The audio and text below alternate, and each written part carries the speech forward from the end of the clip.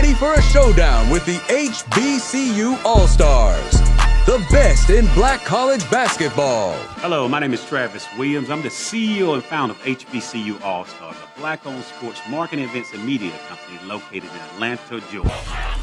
Epic doubleheader featuring the 4th annual men's HBCU All-Star Game and first ever women's HBCU All-Star Game during Final Four weekend in the great city of San Antonio at Freeman Coliseum on Sunday, April 6th, celebrating the best in black college and showing the world HBCUs matter.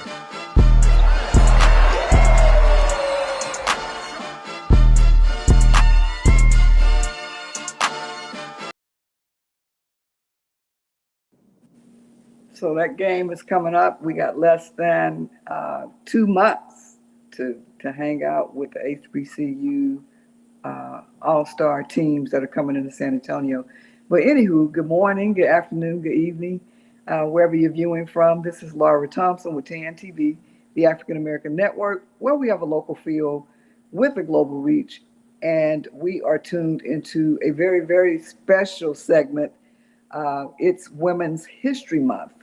And we're going to be interviewing phenomenal women throughout the city of San Antonio and some outside of San Antonio to hear their story. They're going to be telling you stories that you might not know about them. You see them all the time and you think you know them, but there's a lot more to them that meets the eye. And so happy Women's History Month. And we have a great, great, great guest today, Sulema Mendoza. And I'm going to allow her to introduce herself. She's known by certain people to do certain things in the community, but she does much, much more than you see on Facebook. And so, hi, Sulema, how are you? I'm good. It's a good afternoon. How you doing?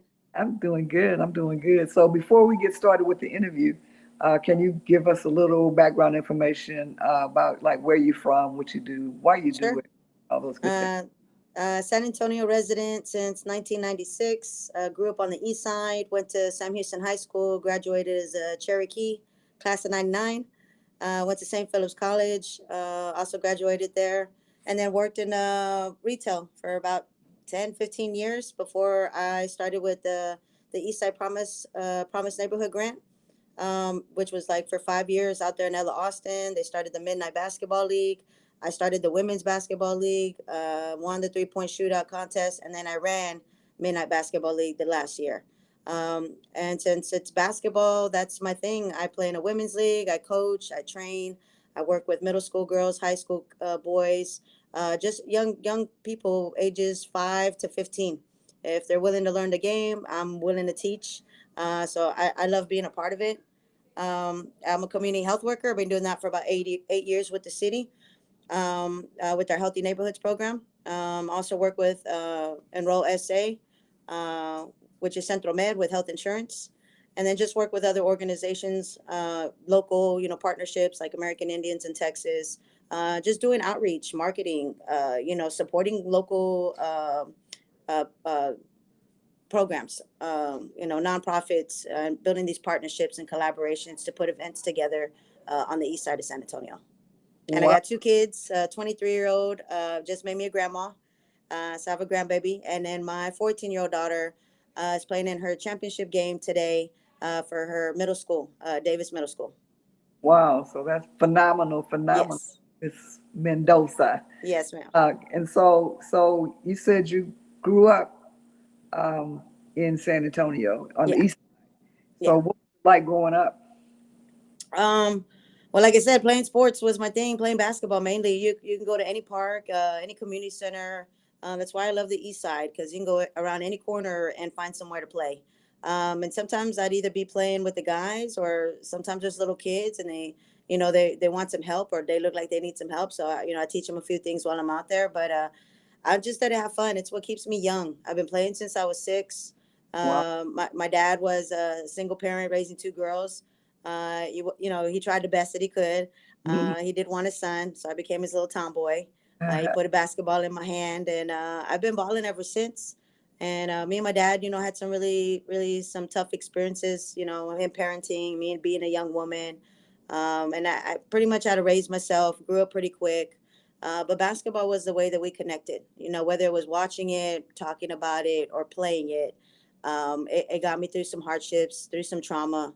And I ended up passing that on to the next generation, because it took one teacher, one coach, and one mentor that supported me and impacted my life, especially during my middle school age. Wow, so that's awesome. So what middle school did you attend? So at that time, I was in Phoenix, Arizona. I went to a school called Thomas J. Pappas. It was actually a school for kids that were homeless. So if you were in the shelters, if you're, homeless on the streets, they made this school with, retired teachers, staff that wanted to give back. And so they had volunteer. Well, I'm sure they got paid, but they had teachers and coaches and mentors that wanted to be a part of this program, serving the houseless population. And at that time, I was staying like at Salvation Army. Like I said, it was tough for my dad to raise, two girls on his own, and he found himself across some hardships, and we got pulled along the way. So I never forgot where I came from, what I've been through. Like I said, I've been on the streets, been homeless. I've been in foster care. I've been in group homes. I've been in shelters. Just a lot before I was even 16. I didn't come down to San Antonio until I was 16. I didn't meet my mom until I was 17. And then I graduated and moved out 2 weeks before I graduated from high school. So I've pretty much been on my own since I was 17. Wow, so that's phenomenal to make that turnaround. Yes, ma'am. And land on your feet. Yes, ma'am. So that's pretty cool. So people think, well, at least I thought, you talked about starting playing basketball, and that was an outlet for you when you were a kid growing up. And so I don't know if I'm the only one that thought it, but I thought you just, taught basketball, taught girls in basketball. I didn't know all of the other aspects of your life or what led you to that. So that's good information to know. Yes, ma'am. So I am super excited to learn that you've overcome a lot of obstacles, and you're well equipped to work with these young ladies, and then your daughter's following in your footsteps. Yes. Basketball as well. So your dad, did the best he could to raise Right. you. Yeah. So fast forward, you use basketball as an outlet, Yes. for a long time, and then you have these two daughters. So, Well, just one. The other girl I trained since she was little. oh, Yeah. okay, Yeah. like okay. So how, what types of things have you instilled in your daughter, and what types of things have you given her that you weren't able to receive when you were a young girl? Yeah. So, well, my daughters have been able to take it to the next level because I didn't have that kind of support. Even though my dad taught me ball, I made varsity my freshman year. I was more of a street baller, but didn't know the plays or anything. So my daughter currently plays on an AAU team. Wow. She also just made the traveling team. And then, like I said, today her team just made to the championship. So she's way ahead from what I was at her age. And that's really what it's about, is just supporting Mhm. her, letting her know that, she has value, and it's a leadership role too. I think a couple games back, when my other good player almost got in foul trouble. So she picked up 4 fouls in the first quarter, Wow. which means It she is had, powerful, yeah. yeah, she had to sit down for 3 quarters. So my daughter had to take over and be point guard. And she did it. She ran the whole game until fourth quarter, till she got fouled out. And then the other young lady came and finished the last few minutes with the lead that my daughter had left her. And so it was beautiful to watch. She stepped up and she handled business. And it was nice to see her be assertive and aggressive. And so the reason I work with young ladies is because I was a young woman myself who didn't have a support system, like, getting bras or feminine hygiene products, someone to talk to about, periods and having cycles and of that nature. And then, girls are pretty mean. They talk about each other, they're bullies. And so I wanted to make sure my group of girls were supportive, that they were caring, they were patient. I have a kids hoops program I've been doing for about 5 years with girls and boys. But my main thing is all about energy. So we want to make sure that we're mindful, that we're positive. We don't say things like stupid or shut up. Like our parents used to say, if you don't have nothing nice to say, don't say nothing at all. Keep it to yourself. So I try to tell my kids, like, hey, you might come across somebody who doesn't know how to play ball. That's your opportunity to teach them, because that was at one point where you were at. So instead of clowning on them and telling them you suck and miss, they can't play, how about you take that opportunity to teach them, because you came from that same place. So just building a brotherhood and a sisterhood with our youth, and then just letting them know that through sports, doesn't necessarily have to be basketball. That just happens to be my personal passion. But if it's football, if it's soccer, volleyball, whatever the sport is, it could be music, it could be art. Find something that you enjoy, and then if you even put that into your career, then I guarantee you'll be happy, you'll be successful, you'll love what you do, and be compensated for that. So that's where I'm in a place that I'm at now. As a community health worker, I've always wanted to help youth and help moms out, and so I get to do that through my job. And then at the same time, inform families about eating healthy, and talk about health issues. That in our brown and black cultures, we deal with diabetes, high blood pressure, stress, anxiety, and things that we end up passing down to our kids. So when we're overwhelmed and when we're stressed, when we're not eating healthy, or we make bad choices, our children follow along. So I just want to make sure that I was a good role model, that I was showing my daughter that hard work pays off. I'm in a position where, I get compensated very well. I love the work that I do. I get to include my community, my kids, and my parents to be a part of this progress. And, the whole concept that it takes a village is the truest thing ever. So just having my peoples come through and me be there for them, as well as vice versa.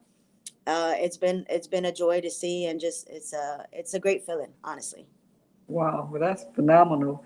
Another thing you do, and people probably know about it. I don't know how many, but uh, the poetry circuit knows about it. So you're a poet, Yes, ma'am.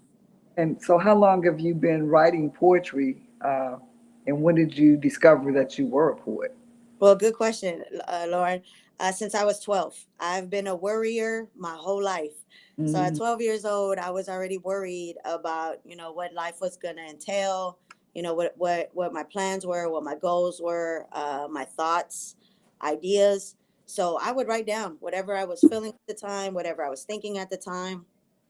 Even now with our youth, I do summer writing workshops with our youth, and just encouraging kids just to write down those feelings, because once again, it comes down to that energy. If you're mad, say you're mad at somebody, and you're not maybe prepared to have that conversation with someone, you might want to write down, because it doesn't come out as messy and as ugly in person.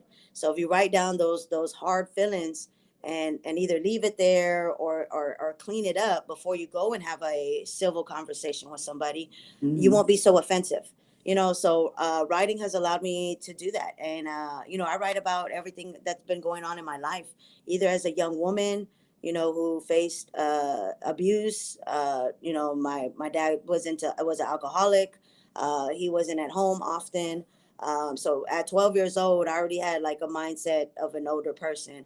By the time I was 12, I was helping raise my sister, myself included. By the time I was 16, I started working, and then I've just taken it all on my own.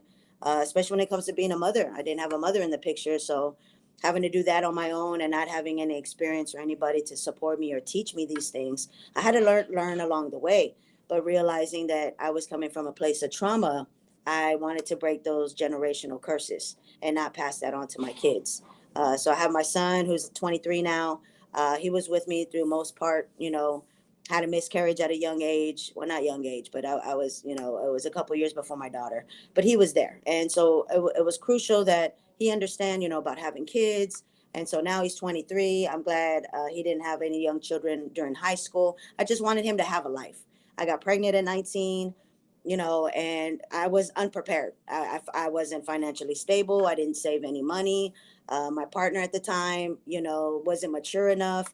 So I had to take on that by myself. So I never forgot any of that. Women that I've come across that have helped me, kind of like my play moms. You know what I'm saying? I've had a lot of play moms. Even when it came down to my teachers and my coach and my mentor, my teacher was the one that supported my writing. And she would say, and then my mentor was like, hey, I guess they could tell I had a little bit of anger issues, maybe in my writing. I don't know.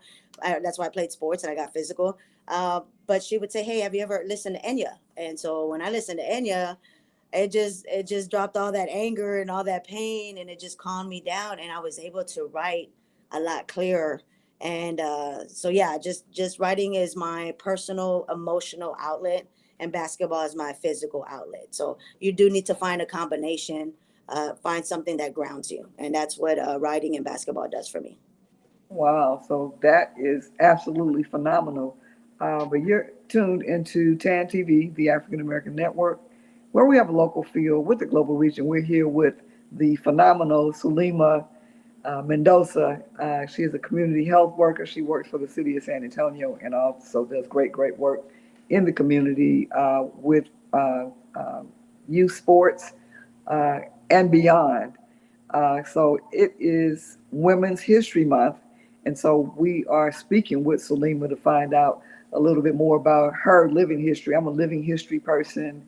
I don't really, I've read about things back in the day of people that have done things back in the day, but I like to talk about what people have done while they're alive and what they're doing moving forward and how they progressed from where they were to where they are now.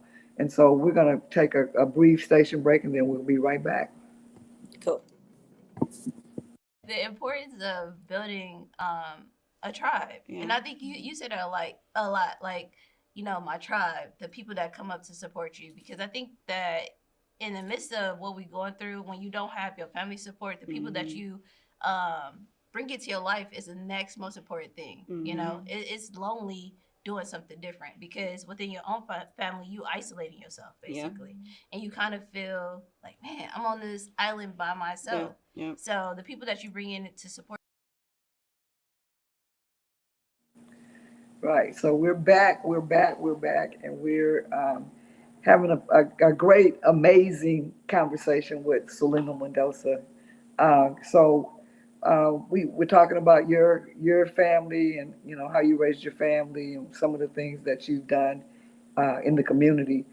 Um, there was a major initiative that happened with what is it, San Antonio Promise or the Promise?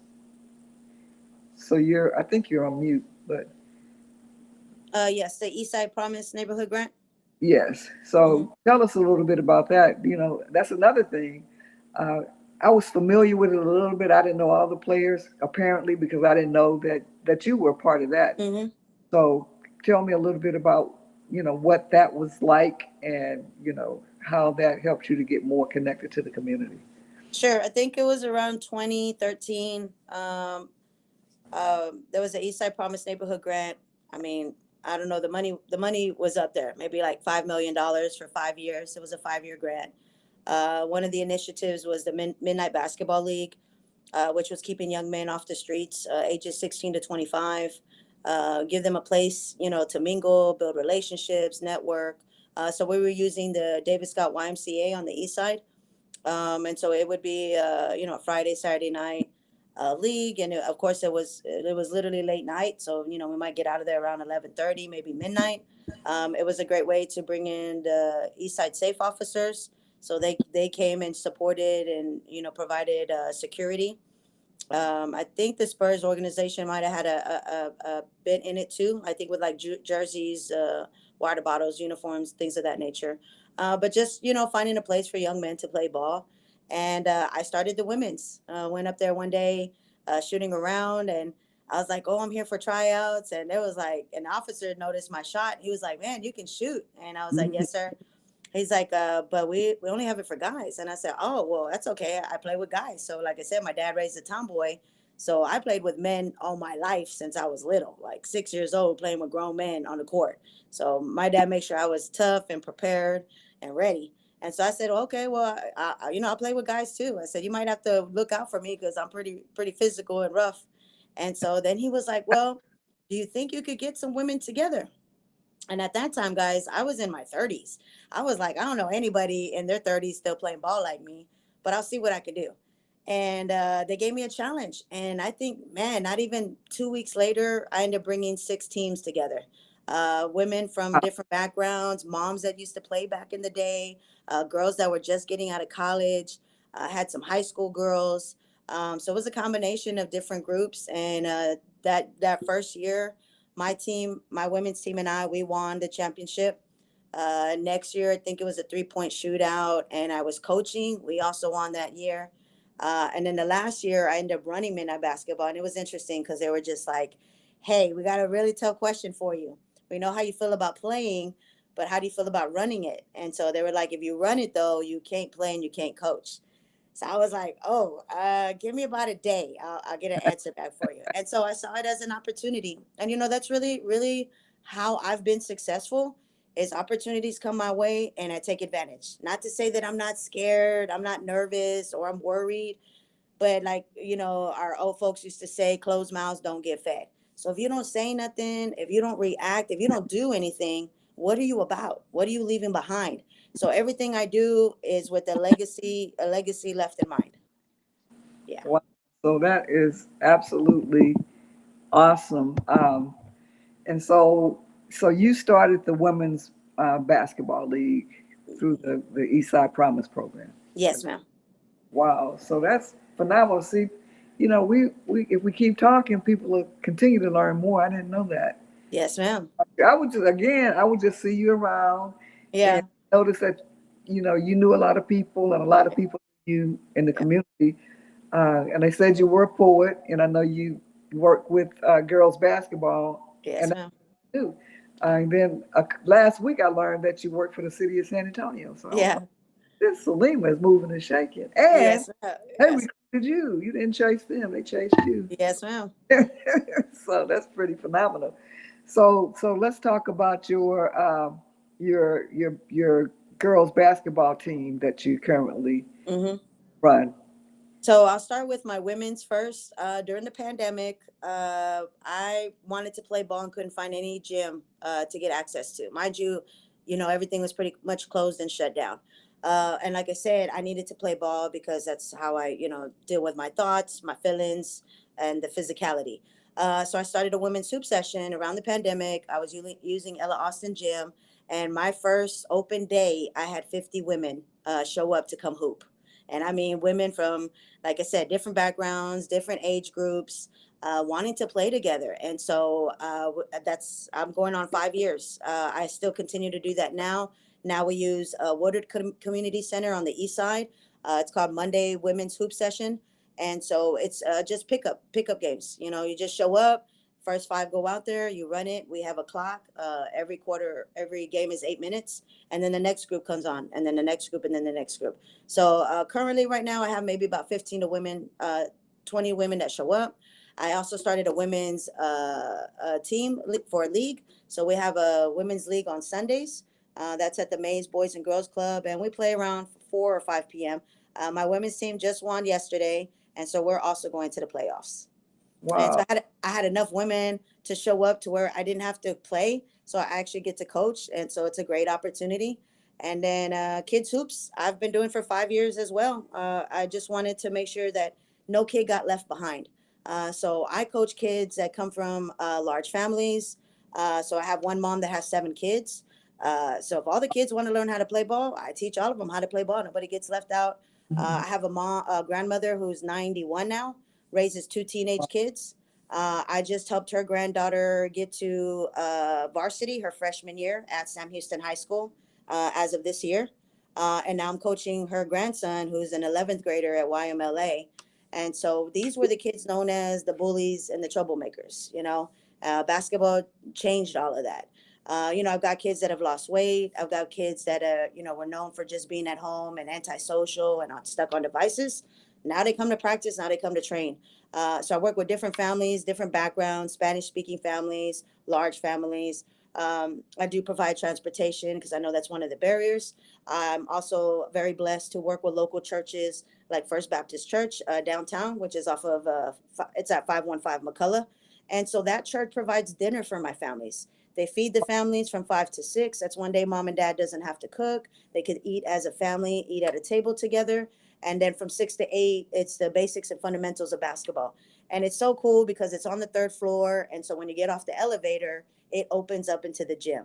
So for me, that's just like if there was, that's what my heaven would look like, is if I get to heaven and the elevator's open, it'd be a beautiful basketball court. So it's really nice. And I've been doing that for 5 years. I'm about to put a basketball camp together for St. Patrick's Day there at that church. But that church, Byron, he's been a big help. So they get dinner, they get basketball, and then they get a message from God. So then, we're even talking about, life experiences and how God plays a role in that. And so educating our young people, like I said, anywhere from elementary to high school, we get kids that participate in. So I do that once a week. But both programs have been running for 5 years. I'm very, very proud of that. And just it's my way of giving back and leaving something behind. Wow. So you are definitely leaving a legacy for yourself and for your family and for kids that grow up in the community. Yes, ma'am. That is absolutely phenomenal. Well, you had a couple of people watching, and Spicy Grace said, "Oh my God, that's Sulema." Yeah. Then Jessica Ortega, she said, "I'm blessed to have Sue in my life. She's a different kind of special." And so, it's great. That's great feedback and great to know that, people are really paying attention and benefiting Yes. do in the community. So this has been awesome. Thank you. Thank you, Spicy. I cannot believe that I didn't know all this stuff. Yeah, yeah. Well, how can you know? I guess, Facebook, you can look me up on Facebook. It's a picture of me in a UTSA shirt. I do use social media for outreach and marketing. So when I do work with these organizations and these nonprofits, my 4 F's is free, food, family, fun. So if they got the 4 F's, then I'm sharing, I'm blasting, I'm telling people, I'm inviting folks, and just helping support these organizations with outreach and marketing, but just making them aware of that we do have good stuff on the east side, that we have these great programs and these after school programs and these churches and these organizations that contribute and give back to the community. So I want to make sure that I'm there for them as well. Oh, I do want to add another thing. So, and it's all basketball related.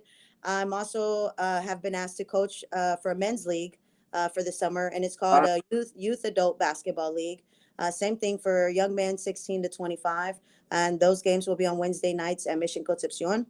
And then from the EPN, when we started Midnight Basketball, we could no longer keep that name. So I worked with Charles Satterwhite from Rising Stars and Troy Smith. And so they came up with Community Basketball League. So it's also another summer men's league. Their games are on Friday nights and Saturday nights. But same thing, just these are young men that I coached back in the day at the Y, when they were in middle school, when they were in high school. Now they're young fathers themselves. Now they're in their workforce. Now they're in college. I got a couple young men that just left to the Marines. One just went to Japan. The other one went to Africa. So just being a part of these young men, and these are guys that were my son's age. So I grew up training him and coaching him all through middle school and high school. And, Xavier had a lot of friends that, wanted to play with him. So I coached these guys when they were young, now they're in their 20s. And then to see these guys in this other league, I had a young man who says, "Hey, miss, do you remember me?" And I said, "Sweetie, I'm sorry. I don't, it's been a long time." But he was like, "Yeah, you were my first coach." And he's like, "That's why I still play ball."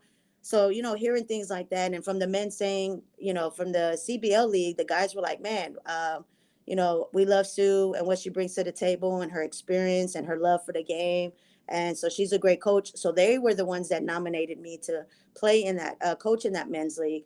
And so just like I said, opportunities come up, and I've been very blessed that it's been around basketball, but I feel like God gave me purpose. And so I'm in the right place at the right time. Wow. So I didn't know any of this stuff. I thought you were just walking around the community, just hanging out. I didn't have Yeah. no idea. I do that too. I do that too. Yeah. Wow. So this has been a great, great, great conversation. I am glad that you were available to come on and tell your story. It is an amazing story. You are Thank doing you. phenomenal work Thank you. community, and you're a woman. So, Yes. happy Women's Yes. History Month, That's right. and we appreciate everything that you do in the community, and look forward to working with you some more. So keep up the good work. And if you have any closing remarks, you have a couple of seconds to do Sure. so. Yep. Just want to say, stay strong, keep your head up, and always be positive. It'll take you a long way. Yeah. Wow, it'll work out. It worked out for her. Yes. Yes. Wow. Yes. And faith, right? Gotta have faith. Right, right, Yes, right. ma'am. My mom's, that's what has kept me going all these years. Yes, ma'am. Tell my mom something. She said, just keep the faith. Yes. I'm like, that, but I need something else right now. Right, right, right, right. Just But it's keep a the faith. start. It's a start. Right, Yeah. right. Well, So, thank you for the time. I appreciate you ladies. And I'm all for women's power, empowerment. So keep it up. all right. And you keep doing the good work that you're Thank doing. you.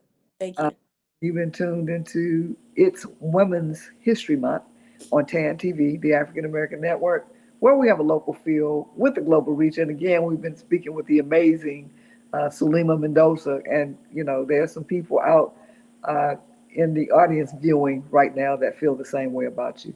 So thank you for tuning in, and check us out for the next interview. Yes, Ciao. God is good. All Thank you. right. Bye bye.